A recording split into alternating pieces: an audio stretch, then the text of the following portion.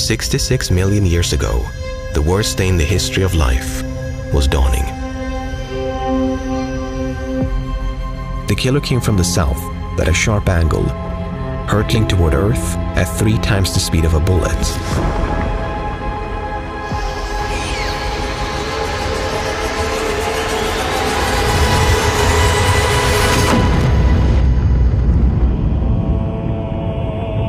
The impact carried more explosive power than 10 billion atomic bombs.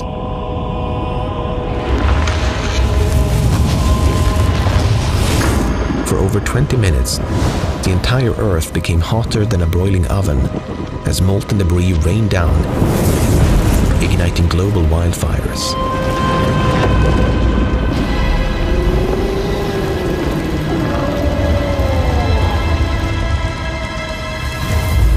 The resulting earthquakes are thought to have triggered volcanic eruptions around the globe, blanketing Western India in lava.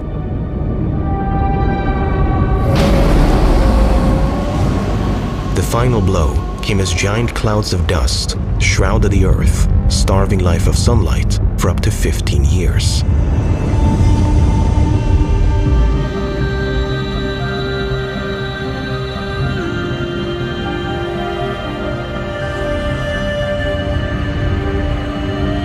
Charred landscapes turned to frozen ones. In the aftermath, 75% of all species went extinct. But a lucky few somehow made it through. Crocodiles, which can go months without food, took to the water and were mostly unscathed, feeding off dead matter that washed downriver. Birds with teeth went extinct, but those with beaks used them as multi-tools to access hardy food sources like seeds. Most critically, our tiny shrew-like mammal ancestors survived by doing what they did best: hiding out in the safety of the shadows. How would we fare compared to them if we faced the same apocalypse? What if the same asteroid struck again, in the same place, at the same angle? Would humans cling on, or go the way of the dinosaurs?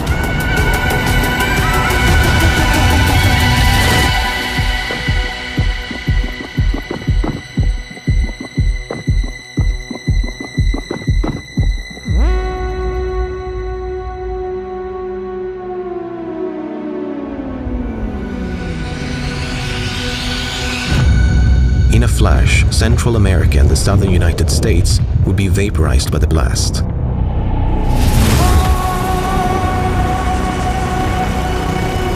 "100 million people would perish within seconds.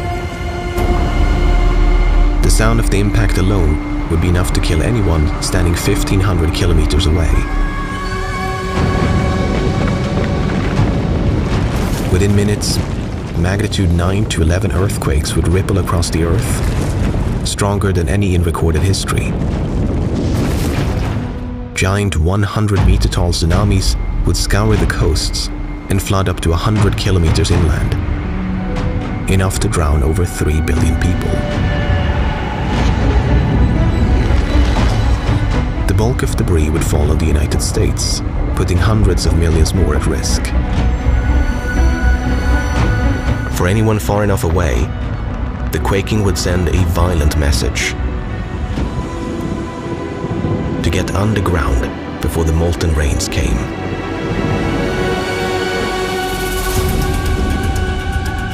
There are millions of fallout shelters scattered around the world, including hundreds of thousands in Switzerland alone. And underground cities around the world like Derinkuyu in Turkey and Nushabad in Iran could provide safe haven for millions. Between these and other makeshift shelters like mines and subways, it's conceivable that billions of people could survive the initial effects of the blast.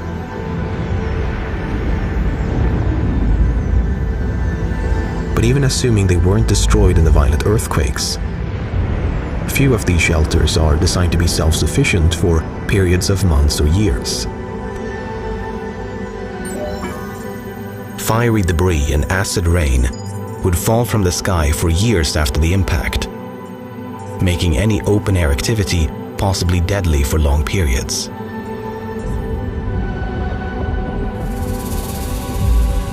Only a small number of high-tech doomsday bunkers built by world governments and the ultra-rich would offer long-term protection.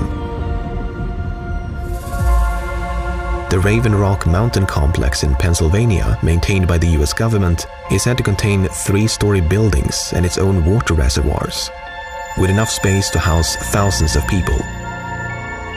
But the exact contents are unknown to the public. Other major nations are believed to have similar contingency bunkers, making it possible that major world governments would continue to exist, at least in the short term. The ultra-rich have recently taken up citizenship in New Zealand, which is geographically ideal for self-sufficiency, and numerous luxury bunkers have been constructed across the country, some with years of provisions. But the biggest challenge to survival would be the long game.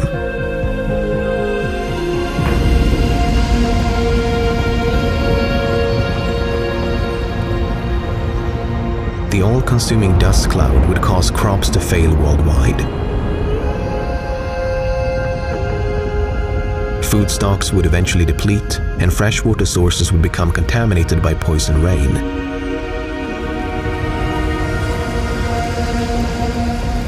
Famine would become the #1 killer, with a potential death toll in the billions.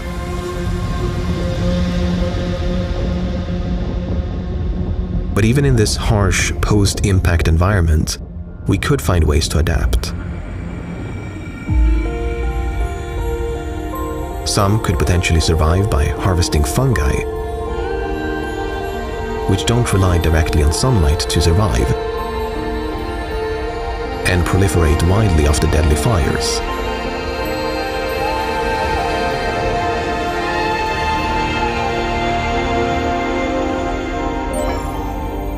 Over time, the climate would swing from cold to hot as excess carbon dioxide ejected from the blast trapped heat. With ingenuity and grit, small groups could live on, scraping by through a mixture of rationing, scavenging, and attempts at makeshift agriculture. But human existence would be a shadow of what it once was. Without any advanced warning, our hopes would be grim. But what if we knew it was coming? How would we prepare for the unimaginable?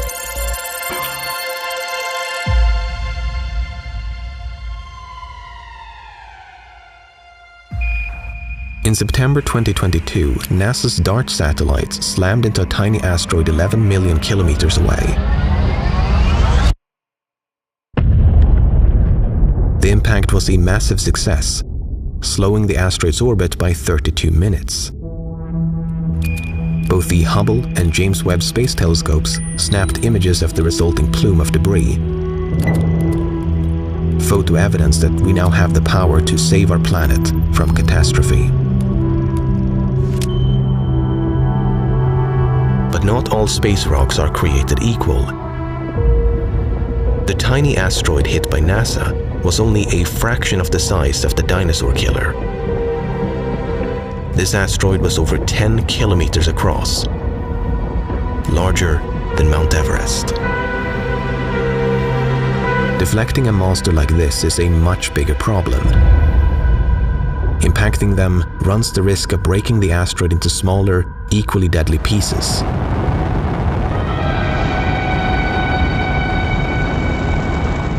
High explosives could still do the trick if detonated next to the asteroid, knocking it into a new orbit. But more surgical methods might be a safer bet. Some have proposed using lasers to push an object into a new trajectory and out of harm's way. Others have suggested attaching large solar sails to drag the asteroid into a different orbit. Thankfully, astronomers have now mapped all asteroids larger than 1 kilometer inside our solar system, and none appear poised to hit Earth anytime soon. And anything coming from the asteroid belt would give us years to prepare a defense. But what if we missed one?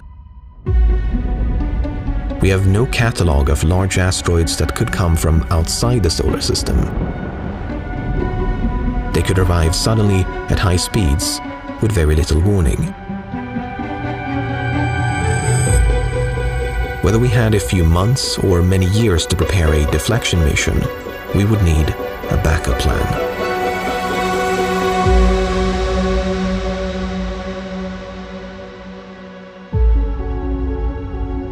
Our first move would be to evacuate the Yucatan Peninsula and surrounding areas, sparing millions of lives from the blast. We could then build a series of self-sustaining armored habitats, built to withstand raining meteorites and severe earthquakes.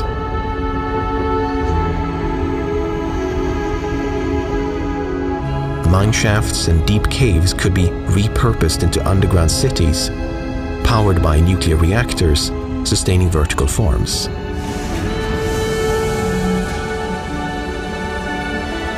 Places like Iceland could provide abundant geothermal heat, a renewable energy source not dependent on the sun, which could supply power until sunlight returned.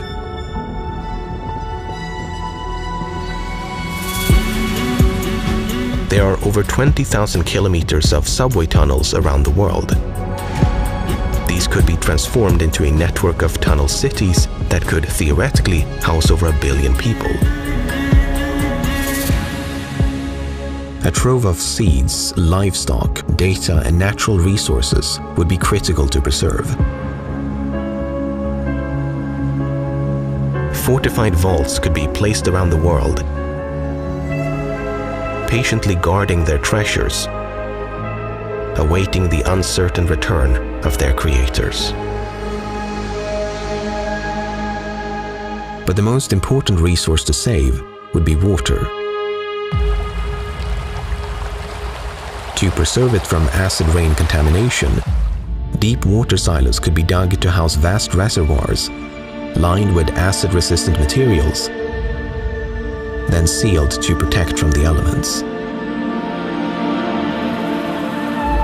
To grow ample food with limited resources, humans could turn to a strange new type of agriculture: algae farming. While not exactly appetizing, algae would be the ideal emergency food source. It's highly efficient, can thrive in low-light conditions, and can be farmed vertically with minimal land usage.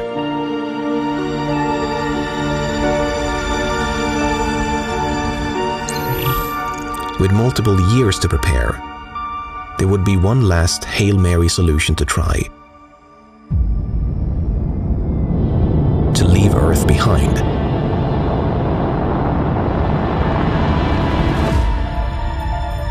From a small colony on the moon, a chosen few could watch disaster strike from a safe distance, unsure if they would ever return.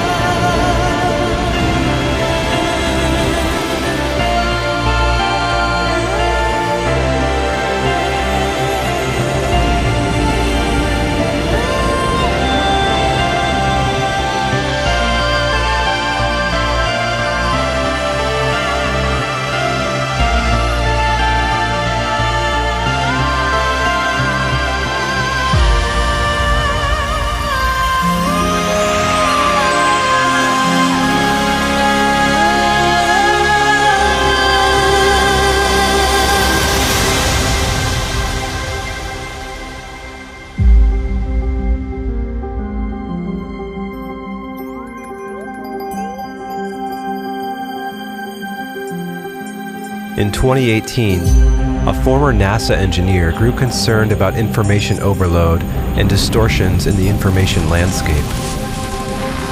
So she founded Ground News, a platform that gathers related articles from around the world in one place, so readers can compare coverage with context about the source of the information. The Blind Spot feed puts a spotlight on stories that are disproportionately covered by one side of the political spectrum, giving readers information that could expand their worldview and help them understand someone else's media reality.